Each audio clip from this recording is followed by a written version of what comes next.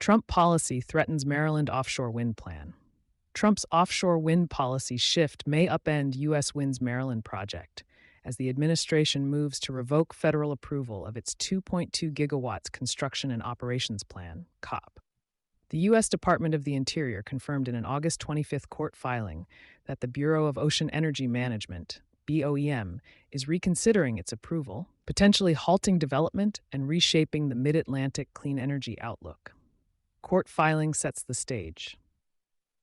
In the U.S. District Court for Maryland, federal defendants and the plaintiffs, led by the mayor and city council of Ocean City, jointly requested a briefing schedule to address Interior's forthcoming motion for voluntary remand.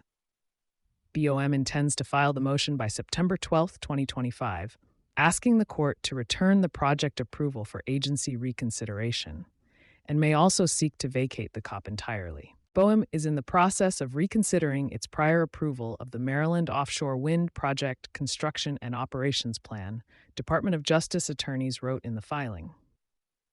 While the plaintiffs agreed to the proposed schedule, U.S. Wind, the project developer, opposed it.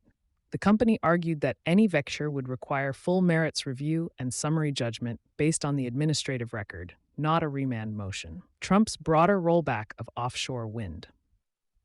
The Maryland case is part of a wider campaign by the Trump administration to reverse U.S. offshore wind expansion. In January 2025, Trump issued a moratorium on new federal offshore wind leases, followed by stop work orders on projects such as Revolution Wind off Rhode Island and Empire Wind off New York. Industry analysts say these moves have chilled investment, contributing to a reported 36% drop in U.S. renewable energy investment this year, even as global spending has surged. The administration has framed its actions as necessary for national security and cost control. But governors, developers, and investors argue the policy shift undermines regional clean energy targets, corporate power purchase agreements, and long-planned supply chain investments. What's at stake in Maryland?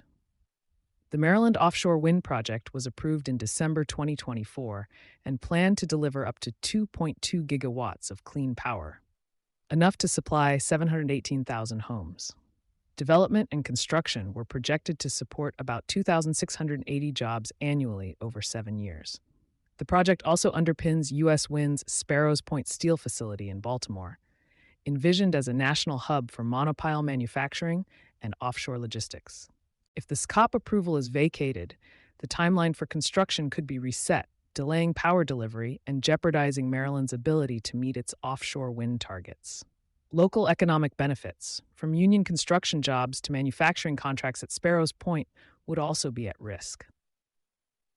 Industry and community responses. U.S. Wind has maintained that its permits are legally sound. We remain confident that the federal permits we secured are legally sound, said Nancy Sopko, the company's senior director of external affairs, in recent press coverage. Opponents, including Ocean City officials, argue the project would harm tourism and local ecosystems. Meanwhile, developers and investors are increasingly vocal about the policy whiplash. Analysts warn that sudden reversals undermine financing for large-scale projects that depend on regulatory certainty and long-term supply agreements. Why it matters. For corporate buyers and utilities in the Mid-Atlantic, the Maryland project represents one of the region's largest anticipated renewable supply streams. A prolonged legal or regulatory reset could stall power purchase agreements and affect grid reliability planning. From a jobs perspective, Sparrows Point Steel is positioned as a rare U.S. heavy manufacturing facility dedicated to offshore wind components. A setback in Maryland could reverberate through the domestic supply chain, weakening efforts to localize clean energy manufacturing. Nationally, the Trump administration's reversals place the U.S. out of step with global offshore wind momentum. European and Asian markets continue scaling capacity and attracting private investment, while U.S. projects face heightened uncertainty. What comes next? September 12, 2025, DOJ files motion for voluntary remand, Octa. 13, 2025, deadline for opposition filings. November 12, 2025, federal reply due.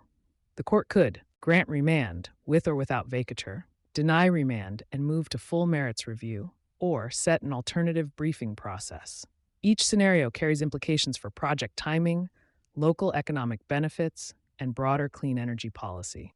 You've been listening to Sustainability Soundbites from E plus E Leader. Are you in the market for expanding your company's reach? Contact us today to learn more about custom sponsorship opportunities available for your industry.